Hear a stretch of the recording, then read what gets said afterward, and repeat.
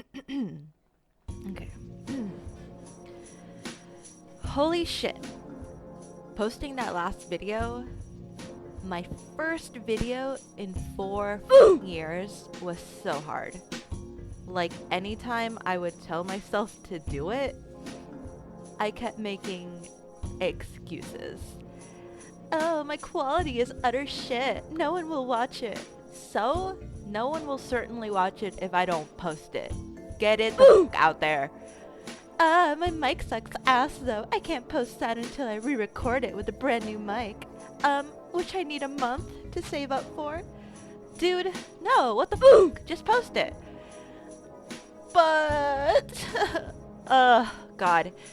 Every moment that scared, self-pitying little voice returned, I had to shut it down immediately. I know by now that when these thoughts echo in my head, it stalls my mind, body, and soul.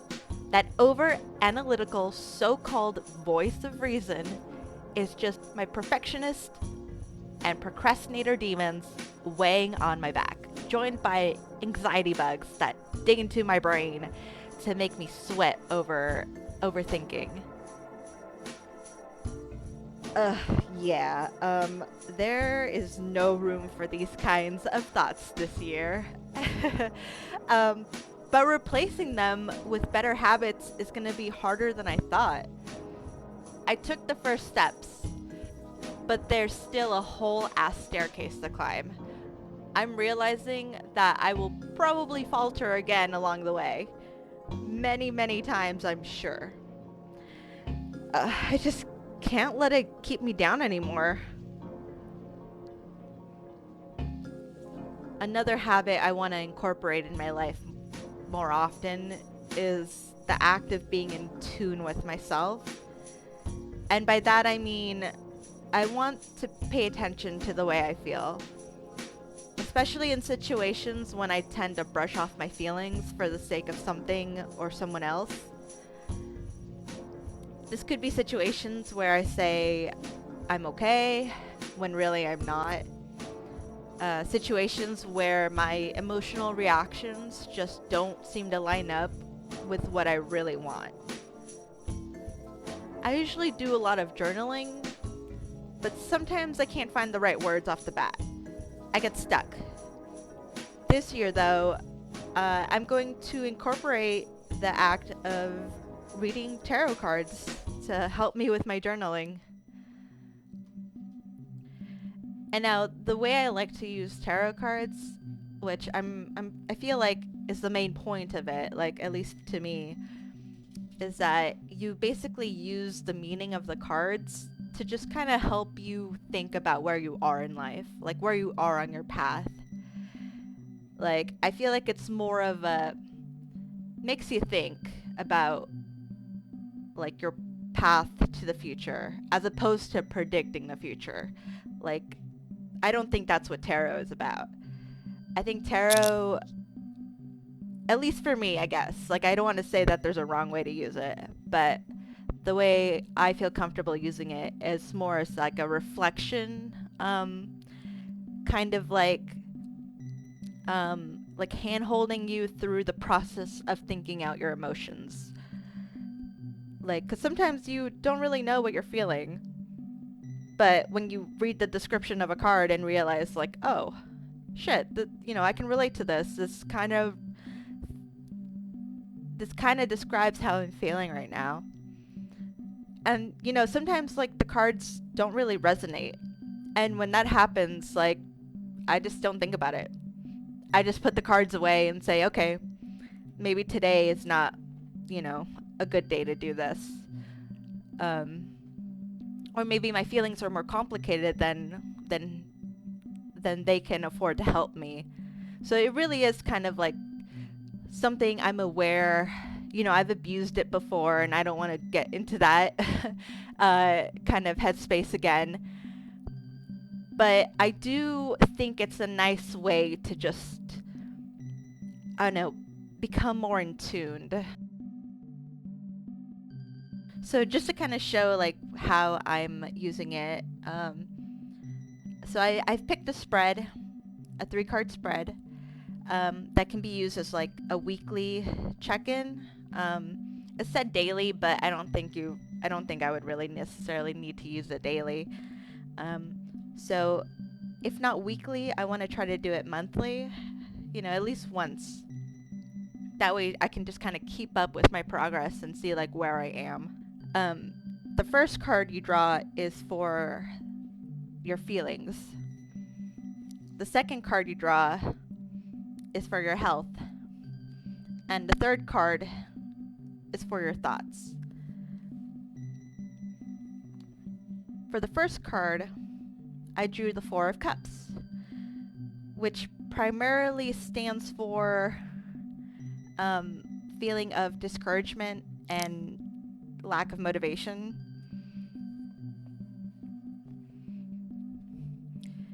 And yeah, I have been feeling a little bit discouraged and unmotivated. I'm basically starting my career path all over again, it feels. So because of this card, I have realized that, maybe I need to like self-evaluate my attitude. Or like I need to just like let go of that stubbornness and like find a new approach to life or things in general. This definitely hit hard because I realized I need to find my passion and my true interests and work towards fulfilling them and feeling fulfilled by the things I do. Basically create meaning for myself.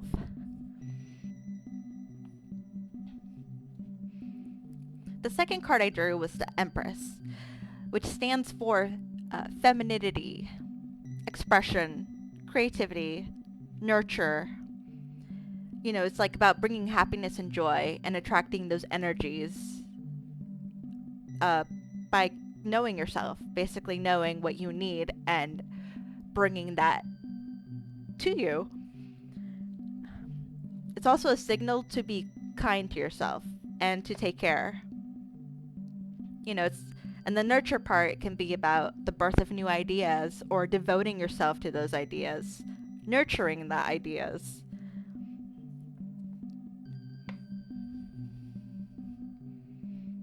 And when this card came up, it was under, the second card was health. And what I basically took away was, I need to remind myself why I'm doing this. Like, I need to remind myself that me creating is supposed to make me feel good. Like, it's not supposed to stress me out. It's not supposed to, like, cause more anxiety. It's not supposed to be detrimental to my health. And just figuring out how to make it fun again, how to make it healing again, is what I got from this. Now for the third card, my thoughts, I got the Hanged Man. Typically what this means is, a kind of waiting or suspension. Kind of like a period of just being still. Not necessarily a good or bad thing. It's more so of, trying to take action when it's required and thinking about when that would be. It's about the release of old mental and behavioral patterns that no longer serve me. It can be about patience being needed for change to come. What looks like taking a step backwards may be a calculated process to realign with work that is more fulfilling to me. Clear your sights for a new perspective.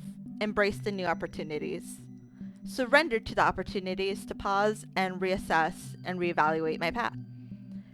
And basically, that's pretty straightforward. My thoughts are about where I'm going from here and whether I'm doing the right thing, whether this is going to, pay out in the long run, like if it's going to be worth it to me to continue this path. And honestly, I think so. because I've kind of been wanting to do this for a long time, and I kept stopping myself for one reason or another. And like, I just hate that I've waited so long. You know, I tried starting 4 years ago, but then the pandemic happened and, you know, everything was just like a mess. I was at my most anxious.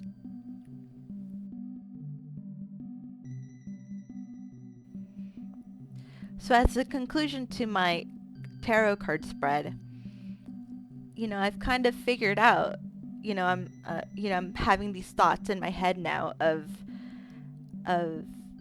for example, I realized I was feeling a bit hesitant after I couldn't get a good quality recording for my last video. Like, it was really tearing me apart. But, you know, I paused and reevaluated more solutions. Now, after some more research, I do feel better going into it. Now all I have to do is just find my interests and grow from here. What the Empress taught me was I needed a reminder to be kind to myself. And this was that reminder. The reminder to have fun, create, have fun with the actual process, and devote and nurture my ideas. Only then will my body, mind, and soul stay healthy. And from the Hanged Man, I basically learned that taking a step back does not make a failure. Needing to take my time, but still take my baby steps. You know, I need to create in new ways. And if it does not work, then just stop, reassess, and reevaluate the process. You know, it's about always evolving. No matter the back and forth process. I have to I have to be able to create unapologetically. And yeah, so that's the way I'm using my tarot cards to help me with my journaling.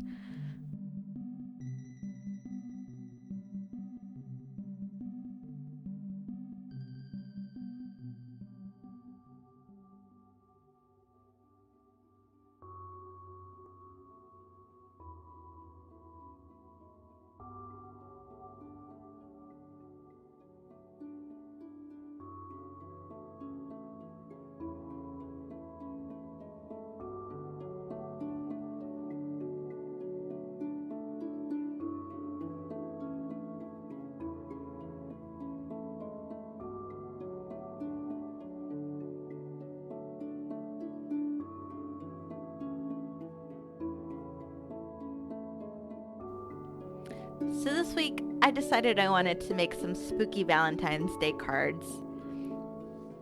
The first thing I do is I just kind of thumbnail some ideas out. They're supposed to be kind of small and, you know, really quick, just to kind of figure out what kind of composition I want to go for. I really like this vampire idea. I was just kind of looking up on the internet, like, for cheesy, like, Valentine's Day puns for different monsters, and the one for vampires really made me laugh. And also, I just think it's a really sexy idea. Like, I want to make a sexy Valentine's Day card. You know, I don't really see a lot of those.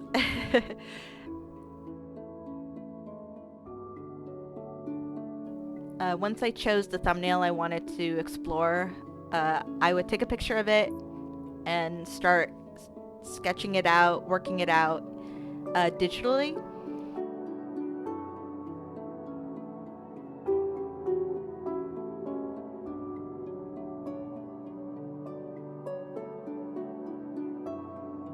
So once I'm done with like basically what it's gonna look like, my next step is I print it out, sometimes a little bigger than how I want it. Like, say if the card is gonna be 6x4, then I'll print it out like maybe, I don't know, 8x6. And once I print it out, I just transfer it by rubbing the back of it putting it over the paper that I'm going to paint on, and then tracing over my line art. And then that will transfer onto the paper.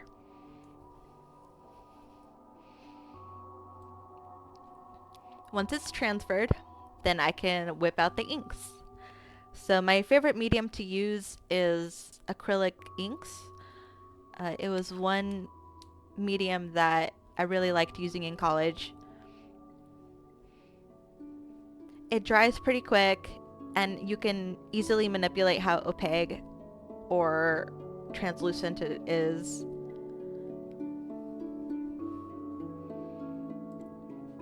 I definitely want to try doing more traditional artwork. Working in animation for so long, all I used was digital programs, and I think it really, really hurried along my burnout. Like, my burnout was constant because I wasn't physically manipulating the materials in my hand.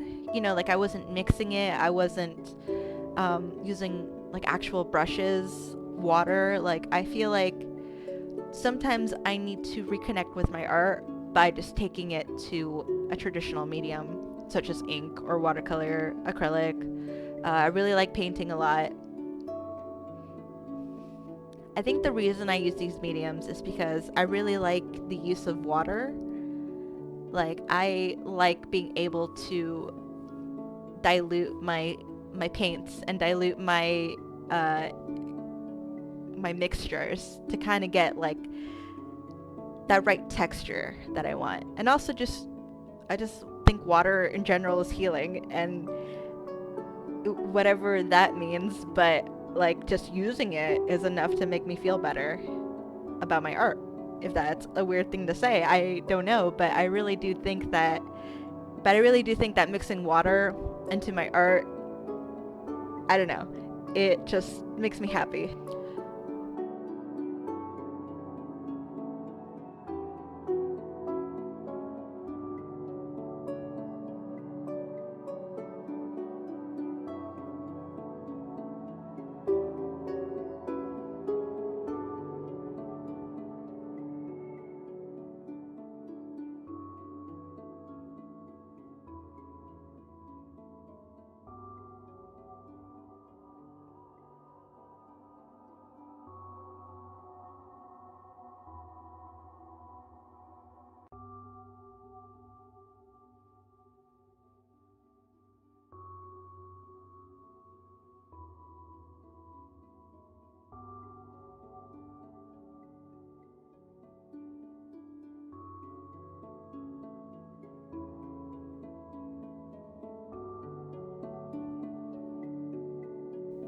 Ooh, but one of my favorite things to use is these water brushes where you just like fill them up with water and they're like ready to go.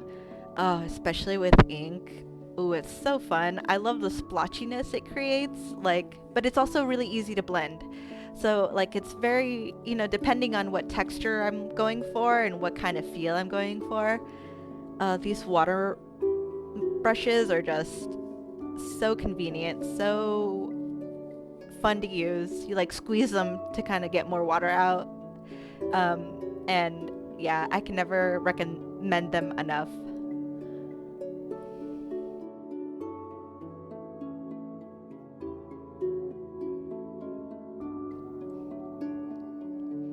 Same with the crow quill pen. Like, I haven't used it in a while, but oh my god, there was a time when I was obsessed with just inking with it. This probably has to do with my love for Junji Ito, and he always uses a crow quill pen from like the interviews I've seen of him using, or doing his stuff. So I honestly want to get like to that level of mastery with the crow quill pen.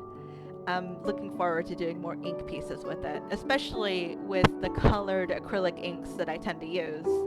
Oh man, I have not done that yet, and I can't believe I haven't. I feel like it's just such a necessary next step. Like, I think I just need to buy more colored inks.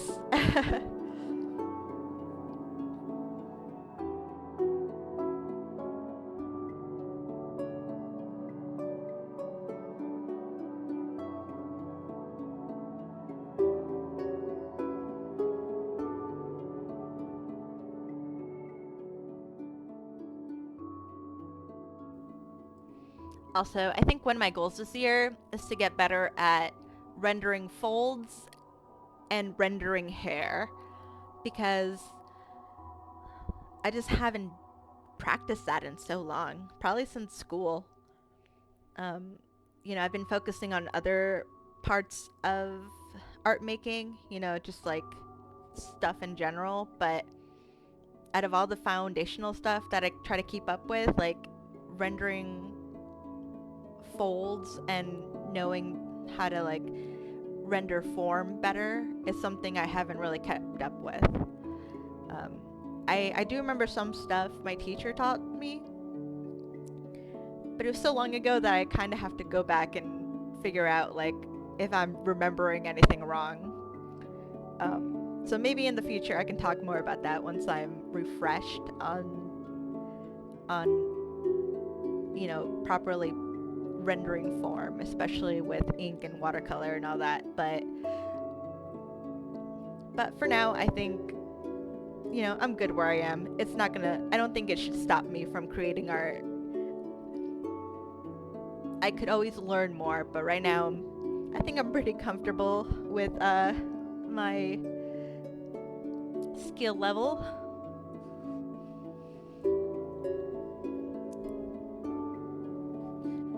So I didn't finish the Valentine's Day card illustration for this week's video, but let me know in the comments if you would like to see it in the next one.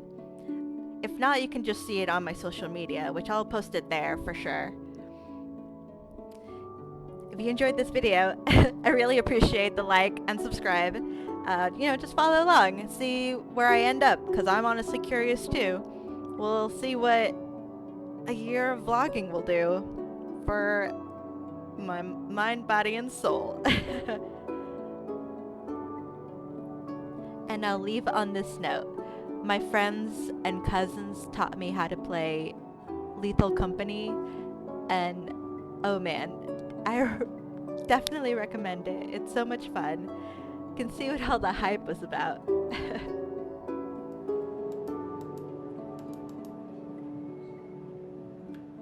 Oh, the bug.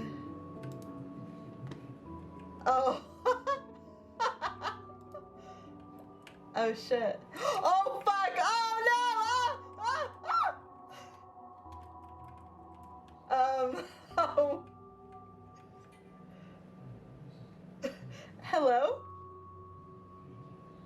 Hello? Are you still alive?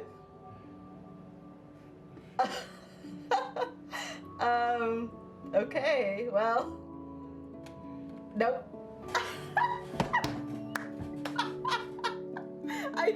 I could not see anything.